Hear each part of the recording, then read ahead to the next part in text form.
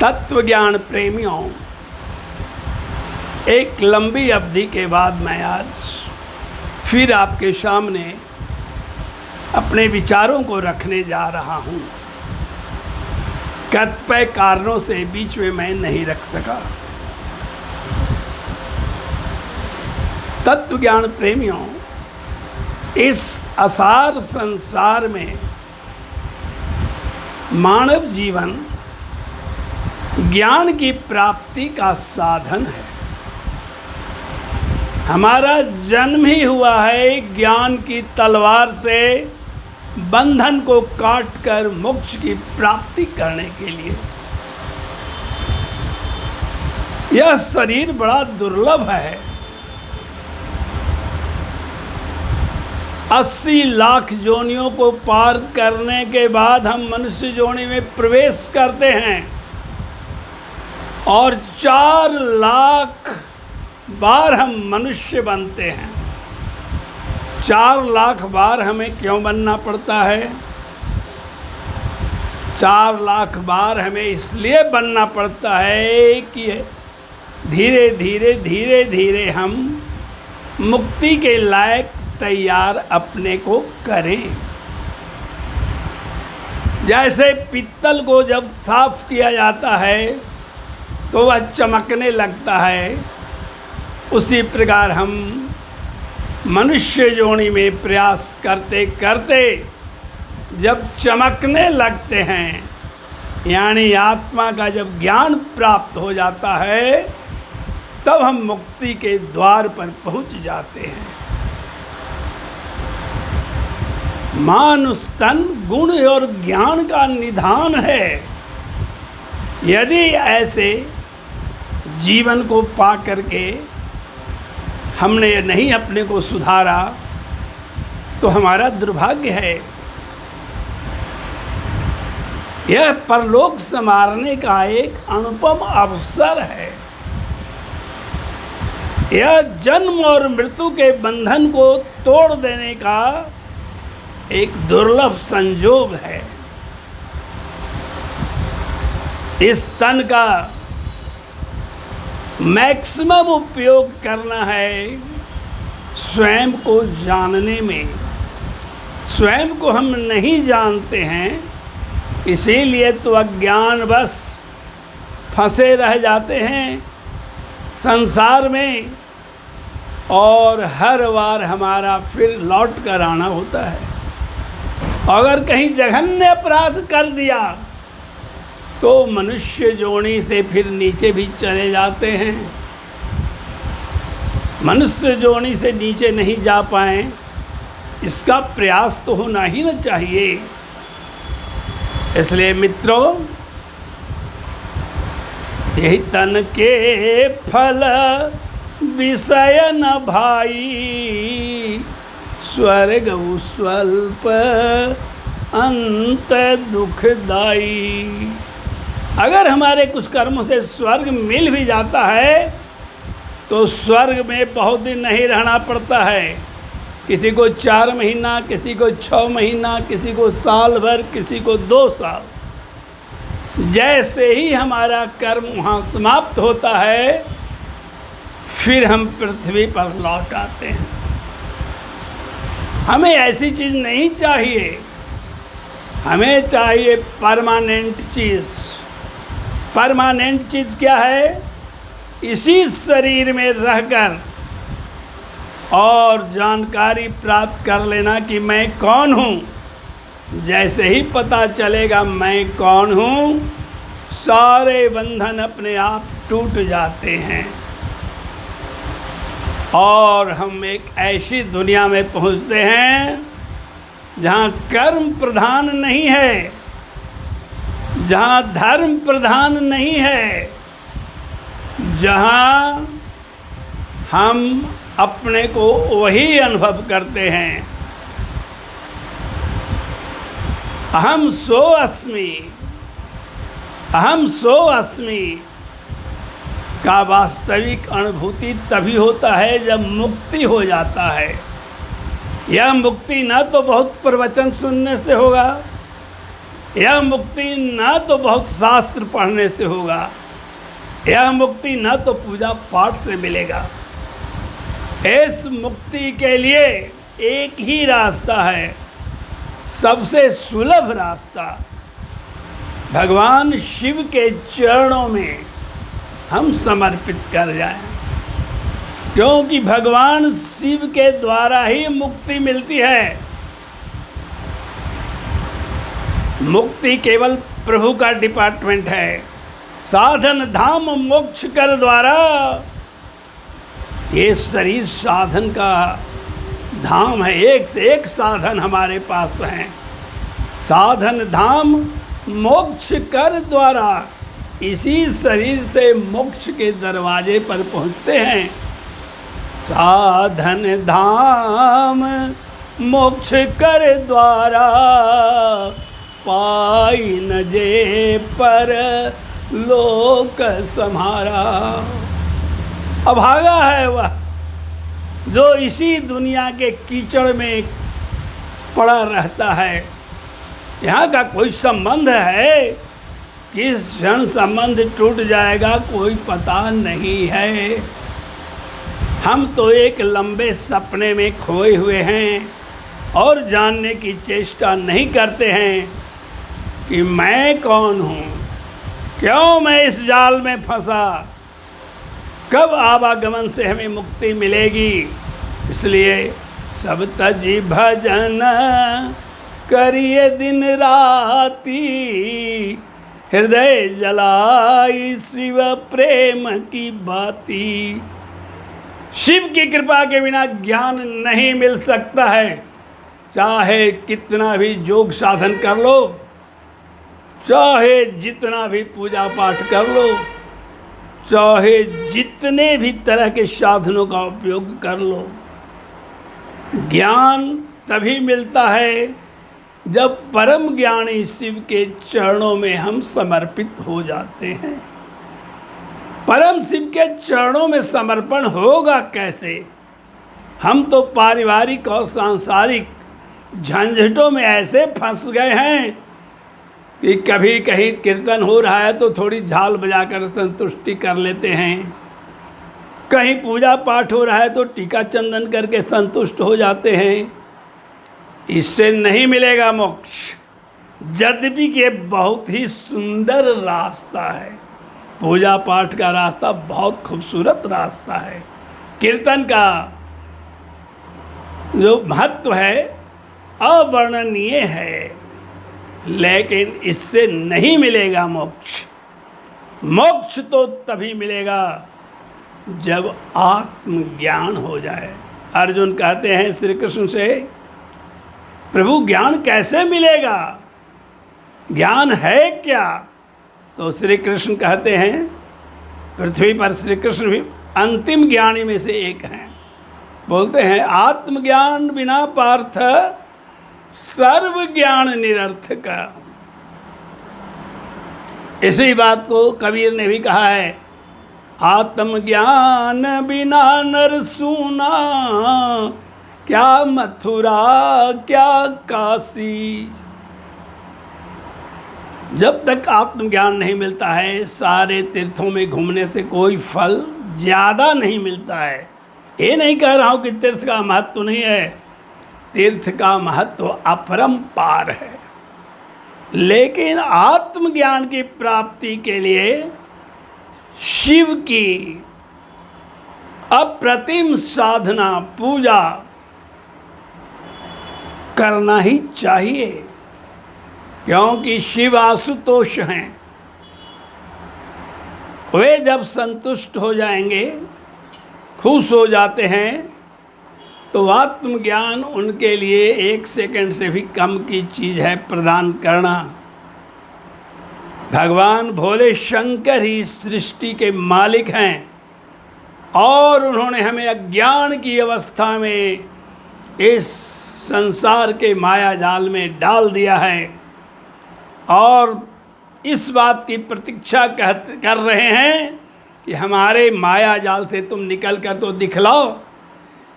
जैसे ही मेरे माया जाल को तोड़ दोगे, मैं तुम्हें अपनी पहचान बता दूंगा कि तुम कौन हो। तुम कोई सामान्य नहीं हो। तत्त्वमसि, तुम वही हो।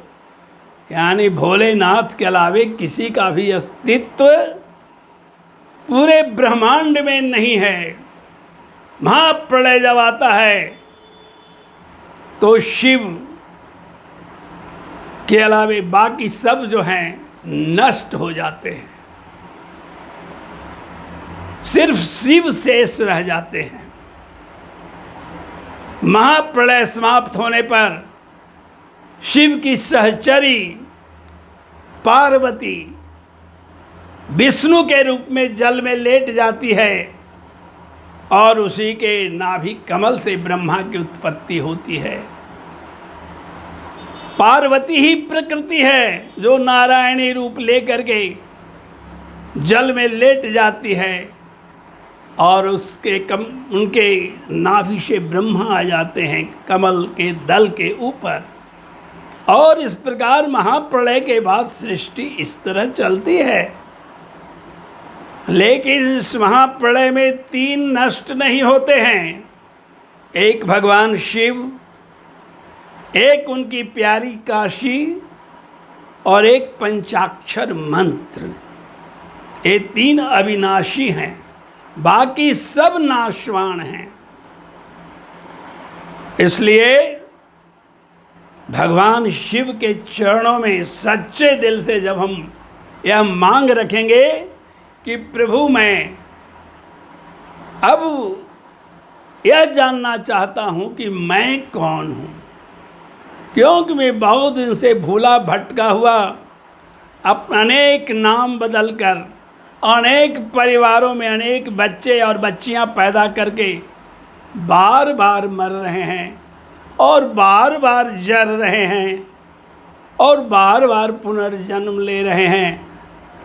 इसमें हमें तो कुछ नहीं मिल रहा है वासना के अलावे। इसलिए हे प्रभु, आप सक्षम हैं यह बतलाने के लिए मैं कौन हूँ। हूँ एम आई, हम किम अस्मि। जिस दिन जीवात्मा को इस बात का ज्ञान होता है, परमात्मा उसकी बेड़ियों को काट देते हैं और बतला देते हैं कि तुम कौन हो। तुम हाड़ मांस का सड़ा हुआ आदमी नहीं हो, तुम साधारण व्यक्ति नहीं हो, तुम तो वही हो जो मैं हूँ। मेरे सिवाय और इस सृष्टि में अस्तित्व है किसका? भासमान लग रहा है, फलना शर्मा फलना बर्मा, ये सब भासमान लग रहा है, लेकिन सच है कि कोई है नहीं ऐसा। केवल और केवल शिव हैं और हम भी शिव का ही स्वरूप हैं। आप भी शिव का ही स्वरूप हैं। पेड़ पौधे पशु पक्षी सभी शिव का ही स्वरूप हैं। कैसा पता तभी चलता है जब ज्ञान की खुराक हमें मिल जाती है। अतः ज्ञान की प्राप्ति करना ही सर्वोत्तम है। इस ज्ञान की प्राप्ति के अनेक रास्ते हैं, लेकिन सबसे सुंदर रास्ता क्या है? नमः शिवाय मंत्र का अधिक से अधिक जप करें। यदि ओम लगाने की इच्छा है तो ओम नमः शिवाय का जप करें, लेकिन केवल जप करने से नहीं होगा। जप करते समय उस प्रभु के स्वरूप को याद करें। आपने देखा तो नहीं है प्रभु को, लेकिन स्वरूप याद किया जा सकता है। शास्त्रों में उनका स्वरूप दिया गया है। उनका जटा पिंगल वर्ण का है और वो जटा को ऐसे मुकुट में सजा देते हैं कि उसकी छटा के सामने सारे सोने चांदी हीरों के मुकुट धीमा हो जाते हैं। कोई उनके ओर देखेगा भी नहीं, क्योंकि 100 सूर्य की रोशनी केवल जटा से निकलती है। कौन सा ऐसा धातु है जिससे 100 सूर्य निकलेगा? एक सूर्य का तो निकलता ही नहीं है। इतना ही नहीं, उस जटा में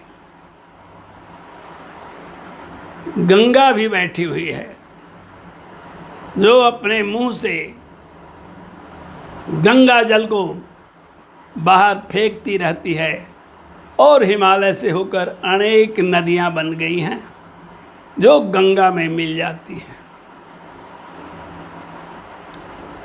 उनके ललाट पर इतना तेज है, हजारों सूरज का तेज है, इसलिए उसे देखने में ये तीसरा नेत्र भी असमर्थ हो जाता है।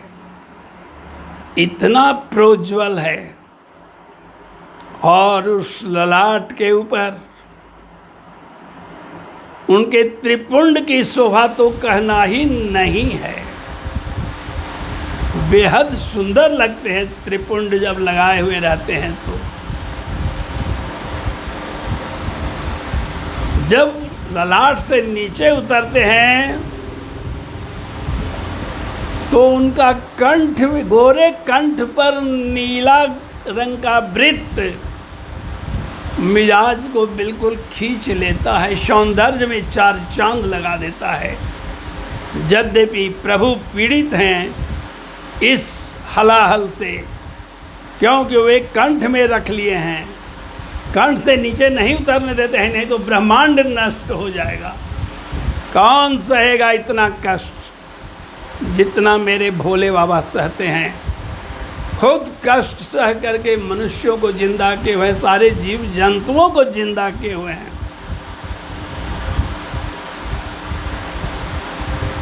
इतना ही नहीं,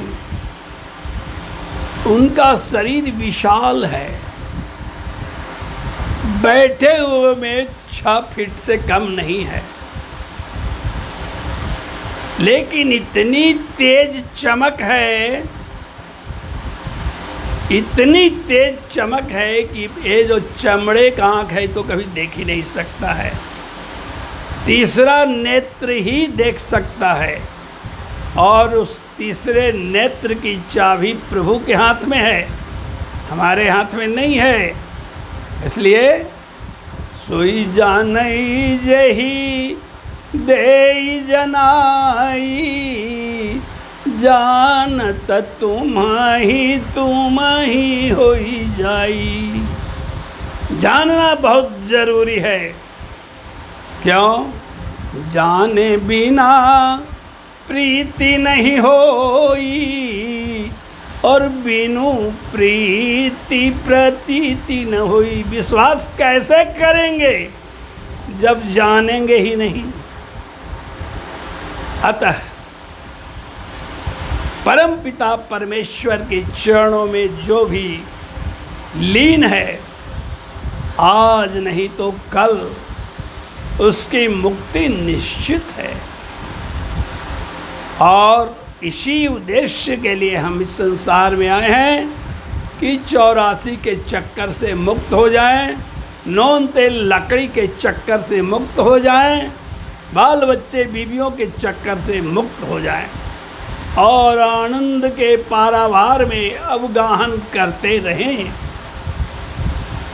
अतः सब तजी भजन करिए दिन राती, हृदय जलाई शिव प्रेम की बाती। शिव बिनु प्रिय मोहि लागे न कोई, बचन कहूँ जो अंतर होई। मित्रों, संसार की वासनाओं को ज़्यादा महत्व नहीं दें। महत्व दे इस बात का कि आप कैदी नंबर मानव हैं, आप कैद में हैं, जेल में बंद हैं, फिर भी आपको जेल से निकलने की वैसे ही नहीं इच्छा होती है जैसे किसी तोते को 2 साल पिंजरे में रख लो, चाहने पर भी वो पिंजरा नहीं छोड़ता है। उसी तरह हम इस शरीर को छोड़ना नहीं चाहते हैं और बार बार मनुष्य योनि में ही आना चाहते हैं, लेकिन ऐसा करने से कभी मुक्ति होने वाली नहीं है। अतः मैं तो यही कहूँगा, सब तज शिव भज, शिव भज, शिव भज, शिव भज, शिव भज मूढ़ मते। प्रेम से बोलिए शंकर भगवान की जय। मानव मुक्ति ही हमारा उद्देश्य है। हर हर महादेव। जय माँ पार्वती। जय गुरुदेव हनुमान जी।